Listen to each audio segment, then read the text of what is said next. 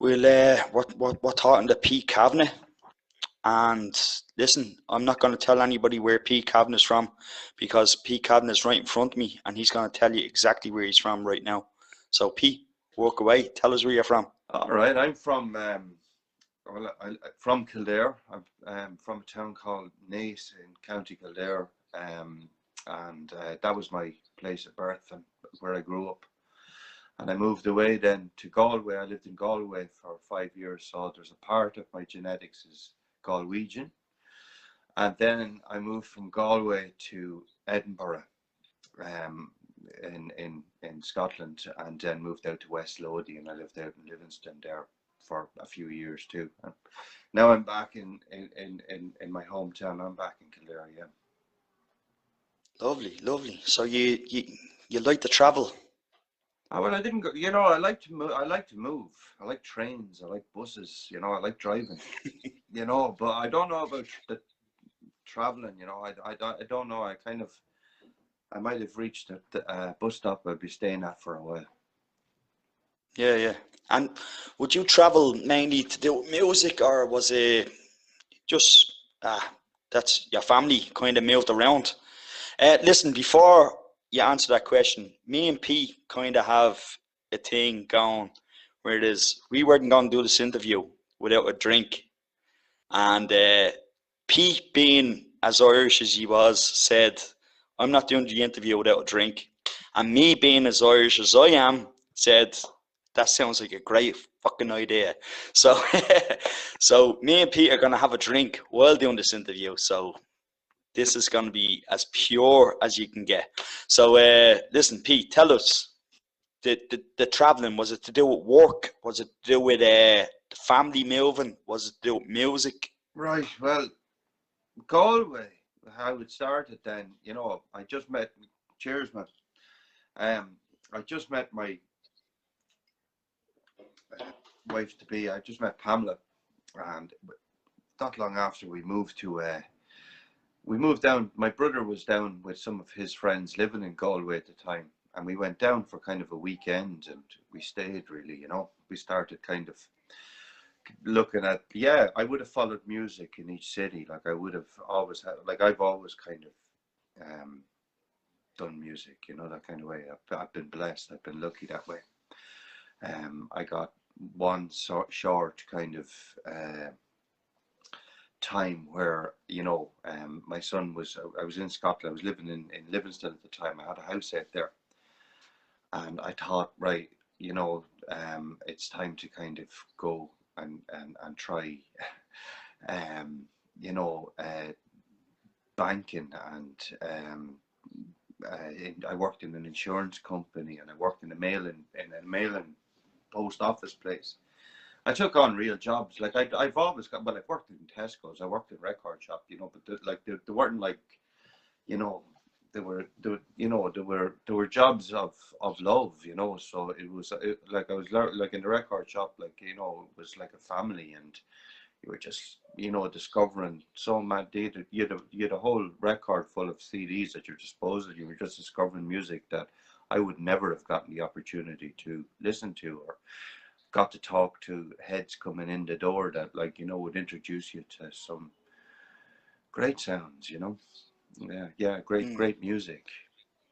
And did that influence your writing when you were writing songs further on down the line? All these different sort of cultures of all these different places you've been to. Did that influence your writing styles down the line?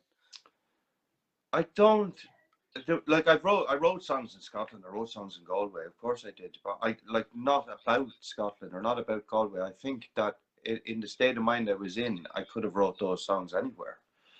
And the Mm. places I was living in merely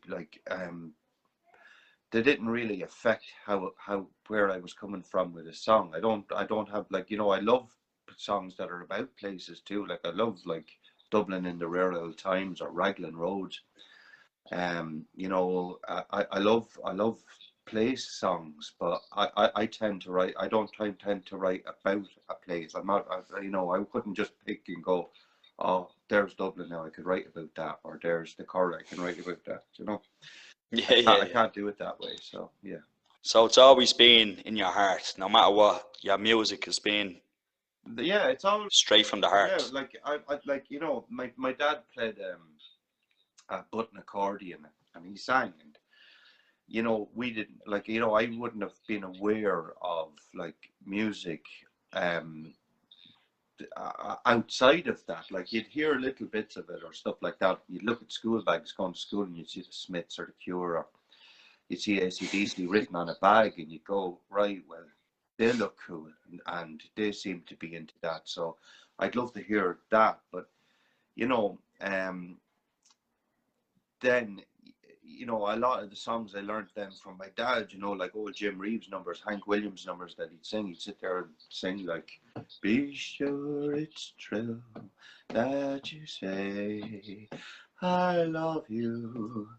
And I just learned all those songs. So when I finally got a guitar, I learned them songs, but I hadn't really discovered music until I was in, like, recorded music really until I was kind of like 12, 13, really. I was late to that kind of scene. Yeah, My first record, and it was like an album that I'd gotten. We were lucky enough to travel. I was talking to this to the guy Cody um, about being in Washington, or being over in Virginia. And we got to do that when we were kids, and it was a huge thing. Like the whole road came out to see, Jesus, they're going off to America. Wow. And my father had a sister over there. And it was big news on my road. And it was an incredible trip, over there. But when I was there, I got a record player. And I got my first record, which was Elvis 12 Golden Greats. I wanted Blondie's Parallel Lines, but my dad kind of, pushed me towards Elvis, I think. And nice. yeah, like putting that record down for the first time, bringing the needle over to the groove and letting it drop down, and just hearing Elvis thundering out of the speakers was like somebody put an electric cable inside me. It was like, this is what it's all about. Yeah.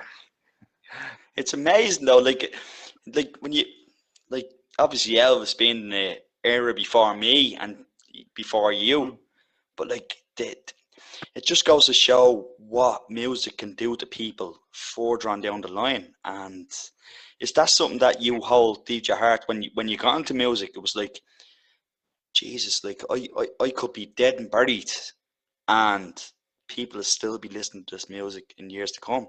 Has that always been a part of you? Um, I like the idea of songs living on after you're gone, and so like so half the songs that I would sing when I'm sitting here playing, messing around with chords and just singing songs to the walls. Like most of the people that wrote them or have sung them are dead. They're gone on. So Hmm. the song lives on, and it's like the oral tradition that runs through like Celtic and Appalachian thinking and beliefs. Like it's word of mouth, and it's an oral tradition. Yeah. And the stories and the songs and the poems are passed down from one breath, a dying breath, to a born breath. Hmm. And stories, poems, songs live on, plays live on, shows live on.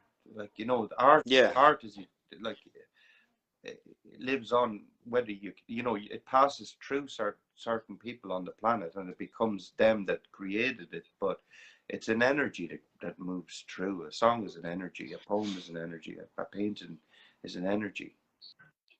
That's Yeah. what I think. That's why you were saying like what was it, 12 years of age that you felt the you, what's it, you got the record.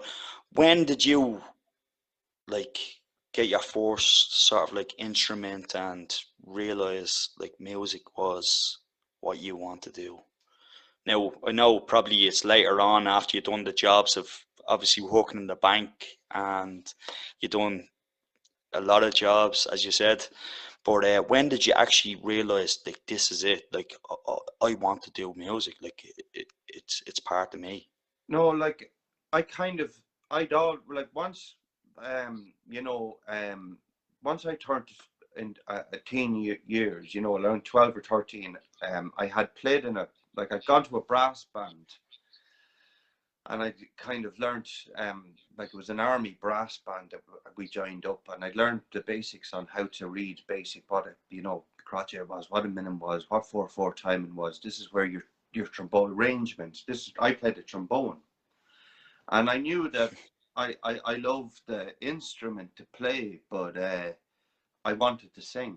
And then when I played Elvis, it was just kind of, well, you know, that's what I wanted to do at the time. I wanted to be able to sing and play, and he played the guitar. So I started thinking about getting a guitar, but like you know, my parents weren't too sure about this, so I found one in my granny's bin, you know, my nan's bin. In the bin. In the bin. This is true story. No way. And I came in and I said, I found this guitar in the bin, and it had no strings, it had no nut, it had no bridge. It was just a shell of a guitar that somebody had effect in the bin, like. So I took it home, and my dad kind of spoke to a neighbour, Jim, and said, look, can you, he was kind of like the road's carpenter, or anything that needed to be kind of fixed, he could do. You know, he had a lathe or something in his garage. So he was the man that could build things for you.